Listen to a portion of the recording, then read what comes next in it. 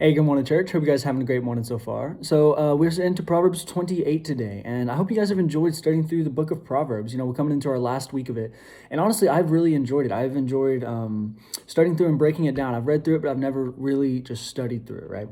And so we're into Proverbs 28 today.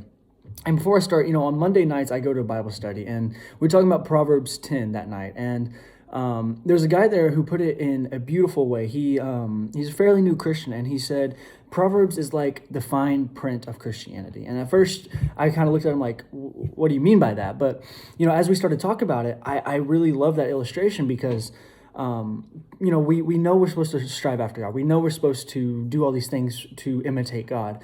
But Proverbs is really like the specific things we need to focus on and the whys and why not to focus on these things and do these things the way we're supposed to. And so as I studied through today, I really kept that in mind of the fine print, like the things that I need to focus on specifically, right? And so as we study through this, I'm going to point out a couple of scriptures that God pointed out to me. Starting in verse 6 says, better a poor man who lives with integrity than a rich man who distorts right and wrong. And so there we see integrity. That's the main part of this verse right there is integrity, right? And how important it is. But then we get into verse 18, it's expanded on just a little bit more. It says, the one who lives with integrity will be helped, but one who distorts right and wrong will suddenly fall.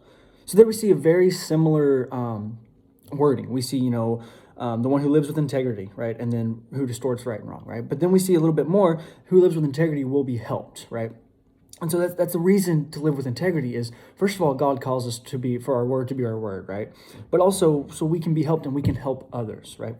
And so the next one that stuck out to me was verse 19. It says, the one who works his land will have plenty of food, but whoever chases fantasies will have his fill of poverty. And so there we see one of the 7 deadly sins is laziness, sloth, right? And so verse 19 is showing why exactly we need to not be lazy, right? And so the next one that stuck out to me was verse 23. It says, one who rebukes a person will later find more favor than one who flatters with his tongue.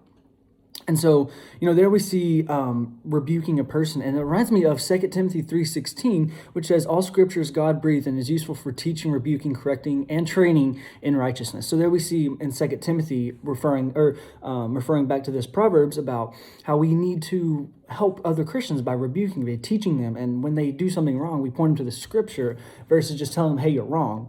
We point it in a way of love. We love them and we show them in the scripture why we do these things that we do. And Proverbs is a great spot for that, right? Like I said, 31 different chapters of so much different wisdom and different things that we should live our lives by, right? And so that one really stuck out to me and reminded me of that verse.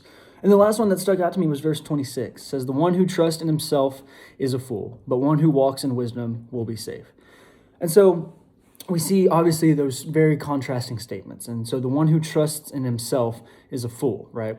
And so, but then the next verse says, but one who walks in wisdom will be safe. And, I underlined wisdom and wrote underneath it God, because God is wisdom. From the beginning, God is wisdom. Like we see in John 1, in the beginning was the Word, and the Word was with God, and the Word was God, right? And so we see that God is wisdom. The Bible is wisdom. And so when you think about walking in wisdom, you think of walking in God. You walk with God, and God is with you throughout your entire journey. And so that's why I underlined wisdom and put in God. So the one who walks in God will be safe, but the one who trusts in himself is a fool. And so, that's something that we really need to focus on God about and walk through, read this Bible and put it into our hearts so we can put it into our daily walk, wherever you're at work, with your friends, whatever's going on. So, I hope you guys really enjoy, and I hope you guys finish Proverbs strong, and y'all have a good day. God bless.